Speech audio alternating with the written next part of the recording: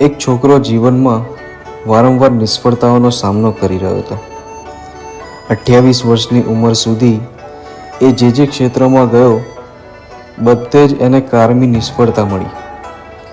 અરે ધંધામાં તો ઠીક, અંગત જીવનમાં પણ નિષ્ફળતાઓ એનો પીછો નહોતી છોડતી. 28 વર્ષ પછી એને રાજકારણમાં ઝંપલાવ્યું તો નિષ્ફળતાઓ ત્યાં પણ એની સાથે જ આવી.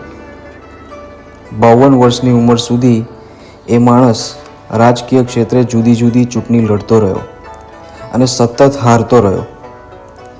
એણે હવે એવું નક્કી કર્યું કે આ મારી છેલ્લી ચૂંટણી, હવે મારે ચૂંટણીમાં ઊભા રહેવું નથી. એણે નક્કી કરેલી આ છેલ્લી ચૂંટણીમાં નસીબ એની સાથે હોય એમ એના હરીફ એક વ્યક્તિએ ફોર્મ ભર્યું જેને લોકો ખૂબ નફરત કરતા હતા. એ માણસ ચારિત્રમાં હલકો હતો, એટલે આ વખતે તો ચૂંટણી જીતવાના પૂરેપૂરા ચાન્સ હતા.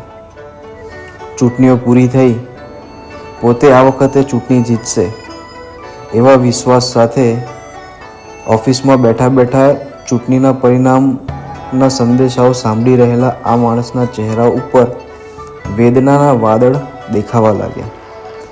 કારણ કે પેલો સાવ હરામી જેવો માણસ પરિણામમાં એના કરતાં ધીમે ધીમે આગળ નીકળી રહ્યો હતો.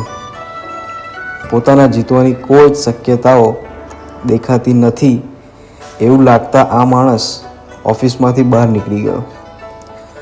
બહાર વરસાદ પડેલો હતો એટલે તણાવ દૂર કરવા એ બહાર ચાલવા નીકળી પડ્યો. રસ્તામાં કીચડમાં તેનો પગ આવતા પગ લપસ્યો અને એ પડતા પડતા માંડ બચ્યો. એ જ ક્ષણે એને વિચાર આવ્યો, હું લપસ્યો છું પણ પડ્યો નથી. બસ, ભલે હું હાર્યો, હું લપસ્યો છું પણ પડ્યો નથી. હું હજુ પણ ચૂંટણી લડીશ. આ માણસ હિંમત હાર્યા વગર ત્યાર પછીની ચૂંટણી લડ્યો, જીત્યો અને દેશના સર્વોચ્ચ સ્થાન ઉપર પહોંચી ગયો. આ વ્યક્તિ એટલે બીજું કોઈ નહીં, અમેરિકાના સૌથી લોકપ્રિય પ્રમુખ એબ્રાહમ લિંકન.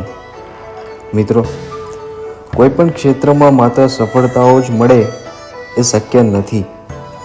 નિષ્ફળતાઓ મળે ત્યારે એટલું જ યાદ રાખવું, હું લપસ્યો છું પણ પડ્યો નથી. માઇકલ જોર્ડનના શબ્દોમાં કહીએ તો હું નિષ્ફળતાને સ્વીકારું છું, પરંતુ ફરીથી પ્રયત્ન ન કરવાની વૃત્તિને સ્વીકારતો નથી.